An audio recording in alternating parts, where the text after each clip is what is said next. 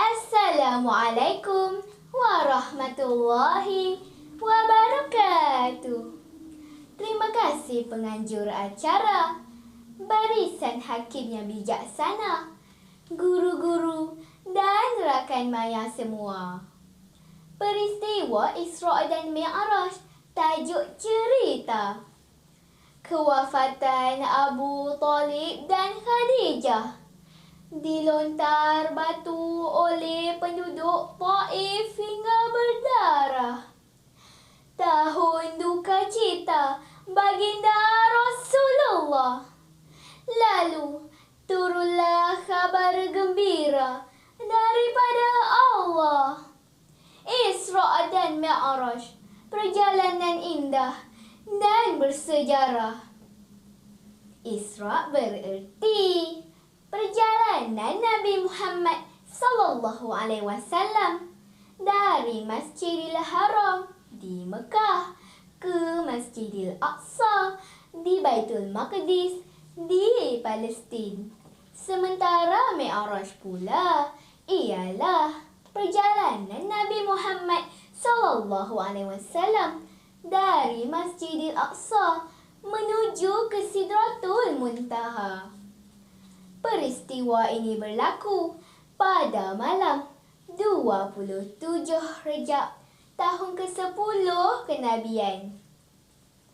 A'udzu billahi minasyaitonir rajim. Subhanalladzi asra bi'abdihi laylan minal masjidil harami ilal masjidil aqsa. Surah Al-Isra' ayat 1 yang bermaksud, Maha suci Tuhan yang telah menjalankan hamba-Nya pada waktu malam dari Masjidil Haram ke Masjidil Aqsa. Ya rakan-rakan, penciptaan alam semesta, bukti kuasa yang esa. Lihat sahaja padang pasir di Arab Saudi yang kini subur menghijau. Bukti Allah Maha berkuasa. Kawan-kawan, pada malam sebelum Isra' dan Mi'raj, Jibril membelah dada baginda, air Zam-Zam menyucikan hatinya. Lalu bermulalah perjalanan mulia dari Masjidil Haram ke Masjidil Aqsa. Nabi Muhammad SAW telah diisrakan dengan menaiki burak dan ditemani oleh malaikat Jibril.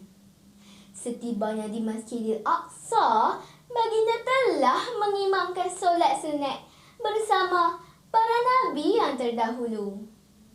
Kemudian arak dan susu Jibril bawakan. Manakah satu pilihan Rasulullah? Susu yang putih menjadi pilihan sebagai perlambangan kepada fitrah.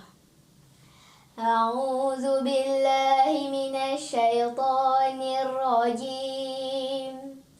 Innamal khamru wal maisiru wal ansabu wal azlamu rijsum min amali syaitan. Surah Al-Ma'idah ayat 90 yang bermaksud, sesungguhnya arak, judi, memuja berhala dan menilik nasib adalah perbuatan keji daripada syaitan. Ya rakan-rakan, peristiwa ini terkandung pengajaran. Hindari arak, perintah Tuhan. Justru, pesta arak untuk masyarakat bukan Islam. Wajib kita jauhkan. Kawan-kawan, selepas itu baginda dimi'rajkan dari Masjidil Aqsa ke Sidratul Muntaha. Dalam perjalanan Nabi dipertemukan dengan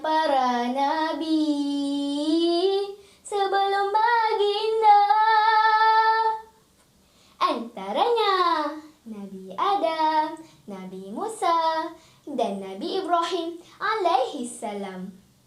Dalam peristiwa Isra' dan Mi'raj ini juga, baginda juga turut ditunjukkan dengan beberapa peristiwa luar biasa. Antaranya, kaum yang memakan batu-batu api dari neraka. Gambaran orang yang memakan harta anak yatim dan menzalimi mereka. Kaum yang memecahkan kepala dengan batu berulang-ulang kali. Gambaran orang yang malas bersolat setiap hari. Kaum yang bercucuk tanam lalu mendapat hasilnya. Gambaran orang yang berjihad pada jalannya. A'udzu billahi minasyaitonir rajim. Wajahidu bi amwalikum wa anfusikum fi sabilillah. Surah At-Taubah ayat 41 yang bermaksud, dan berjihadlah dengan hartamu dan jiwamu pada jalan Allah. Ya rakan-rakan, berjihad untuk agama dan negara, tuntutan yang esa. Alhamdulillah, pengorbanan almarhum Muhammad Adib untuk negara mendapat ganjaran sebaiknya.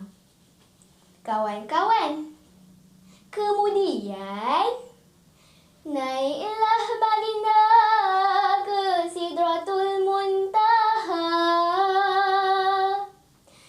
Mukjizat yang agung, Rasul mulia. Di sanalah baginda terima perintahnya, kefarduan solat untuk umatnya. Pada asalnya, perintah solat itu sebanyak 50 waktu sehari semalam. Namun kata pepatah, hanya jauh hari yang mengenal manikam. Dalam perjalanan turun ke langit ke-6, Nabi Musa menasihati baginda agar memohon kepada Allah supaya dikurangkan bilangannya. Akhirnya, Allah mengurangkan kepada 5 waktu. A'udzu billahi minasyaitonir rajim. Wa aqimus salata wa atuz zakata warka'u ma'ar raki'in. Surah Al-Baqarah ayat 43 yang bermaksud, dan dirikanlah solat dan tunaikan zakat, dan rukuklah bersama orang-orang yang rukuk. Ya rakan-rakan, tunaikan perintah solat dengan sempurna. Program solat fardu berjemaah di sekolah kita sokong bersama-sama. Kawan-kawan, sekembalinya ke Mekah, baginda menceritakan kisah ajaib ini. Namun, hanya Abu Bakar yang mempercayainya. Muhammad ini sudah gila agaknya.